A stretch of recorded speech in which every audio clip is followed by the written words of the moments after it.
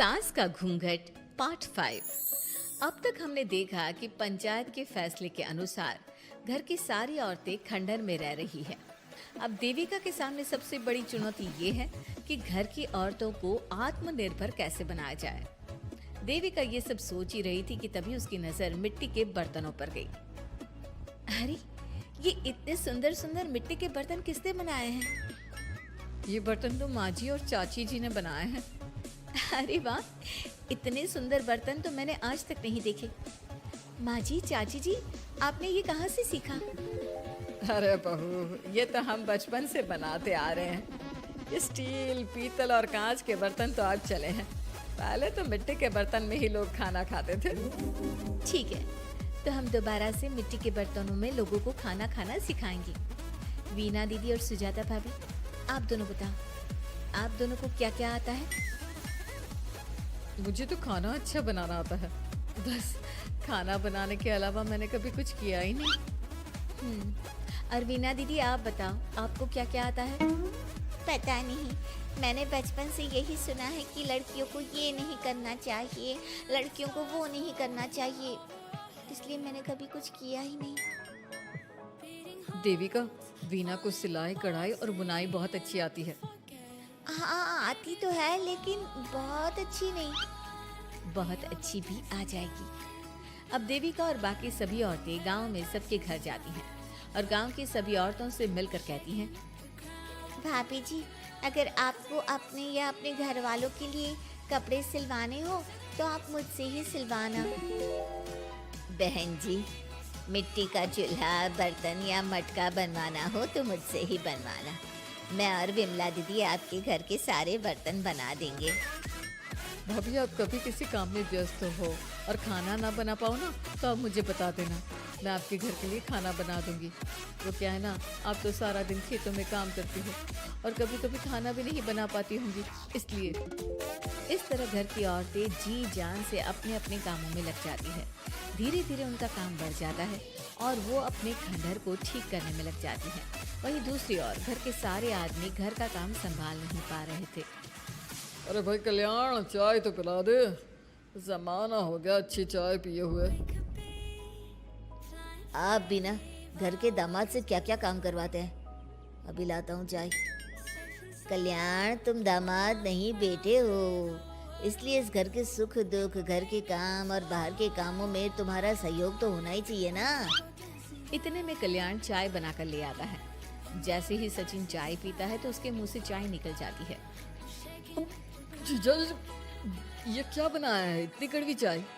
इससे अच्छा तो करेले का जूस होता है। देख सचिन भाई, मैं तो ऐसी ही चाय बनाता हूँ, पीनी है तो पी, नहीं पीनी है तो अपने आप बना ले। मैं खाना बनाने जा रहा हूँ पर अकेला नहीं बना सकता, आप में से कोई मेरी मदद करो। सचिन मेरी चाय की बुराई कर रहे थे ना, तुम जाओ अब खाना बनाओ। सचिन और मोहन दोनों खाना बनाने में लग जाते हैं। मोहन भिंडी काटकर कढ़ाई में छोड़ देता है और उस पर पानी डाल देता है। आपने भिंडी में पानी क्यों डाला? पानी नहीं डलता, पता नहीं, लेकिन माँ ने कभी भिंडी में पानी नहीं डाला था। लेकिन बिना पानी के भिंडी बनेगी कैसे? मतलब गलेगी कैसे? बिना पानी के बनाएंगे तो चिपक नहीं जाएगी कढ़ाई से? पता नहीं, चलो देखते हैं कैसे बनती है भिंडी। भैया, कितने दिन हो गए ना अच्छा खाना खाए हुए। खाना तो सुजाता बनाती है, इतना मज़ेदार खाना कोई और बना ही नहीं पाता। सचिन और मोहन खाना तैयार करके ले आए। सभी आदमी खाना खाने लगे। खाना बना तो बहुत बुरा था, लेकिन किसी ने बिना कुछ कहे खाना खा लिया। तभी जोगिंदर ने कहा, घर की हालत कितनी बुरी हो रही है, जगह जगह जाले लगे हैं। 2 दिन से तो किसी ने झाड़ू भी नहीं लगाई घर की। हाँ, और घर में गंदे कपड़ों के ढेर लगे हैं। मेरे पास तो ये आखिरी कुर्ता ही बचा है पहनने के लिए। कल्याण, मोहन, तुम किसी नौकर को रख लो ना। हमने 1-2 लोगों से बात की थी नौकर के लिए, लेकिन कोई घर में काम करने के लिए तैयार ही नहीं है। गांव के सभी लोग खेतों में ही मजदूरी कर रहे हैं। घर के सभी आदमी घर के काम में लगे रहते हैं, तो वो अपने खेतों पर भी ध्यान नहीं दे पाते और उन्हें हर महीने आर्थिक रूप से नुकसान उठाना पड़ता है। धीरे धीरे उनके घर की हालत खराब होने लगती है। एक दिन कल्याण सबसे कहता है, घर को तो औरत ही संभाल सकती है, हमारे बस का नहीं है घर संभालना। हमें किसी तरह से उस सब को वापस इस घर में लाना ही होगा। अरे कल्याण बेटा, पंचायत का फैसला था कि औरतें हमसे माफ़ी मांगे, लेकिन उन्होंने माफ़ी नहीं मांगी। अब हम उन्हें बुलाने गए तो उल्टा हमें ही अपनी अपनी पत्नियों से माफ़ी मांगनी पड़ेगी। हमें कोई ऐसा रास्ता निकालना होगा कि वो मजबूर हो जाए हमारे पास आने के लिए। बापू, उन सभी ने अपने अपने काम शुरू कर दिए हैं, क्यों ना हम सबके काम में नुकसान कर दें, इससे वो मजबूर हो जाएंगे हमारे पास आने के लिए। भैया, ये कैसी बात कर रहे हो?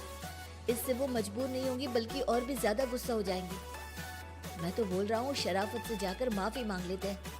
मुझे यकीन है कोई माफ़ करे ना करे, माँ तो ज़रूर हमें माफ़ कर देंगी।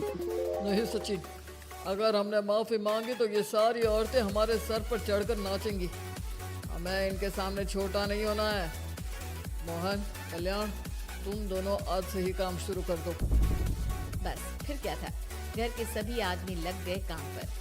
मोहन और कल्याण रात को खंडहर में पहुंचे और उन्होंने सारे मिट्टी के बर्तन तोड़ दिए। उसके बाद वीना ने जो कपड़े तैयार करके रखे थे वो सारे कपड़े उन्होंने फाड़ दिए। सुबह जब घर की औरतों ने ये सब देखा तो परेशान हो गई। अरे, ये सारे बर्तन किसने तोड़ दिए? माँ, किसी ने मेरे सिले हुए कपड़े ही फाड़ दिए। ये हरकत कौन कर सकता है? और कौन करेगा भाभी, ये सब उन आदमियों की हरकत है।